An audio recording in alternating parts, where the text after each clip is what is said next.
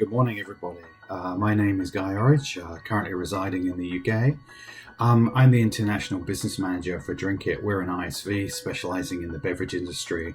Our solution is currently based on Dynamics 365 Business Central. I recently completed the 90-day mentoring challenge as I wanted to consider switching from a commercial role to a more hands-on project or consulting role. I really want to sort of provide value and get embedded in the businesses that I sort of work on. This challenge provided a lot of value in mapping out what that transition could look like, the opportunities in the Dynamics ecosystem, and a concrete set of action steps to take to sort of get there over a 12, 24, 36 month period. I also think the ability to network and connect with a lot of different people from different backgrounds but similar fields in the Dynamics space was invaluable.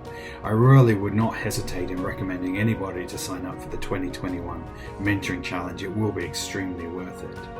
Lastly, my thanks need to go out to Mark Smith for this initiative and facilitating this amazing group over the last 3 months. So thanks very much and cheers.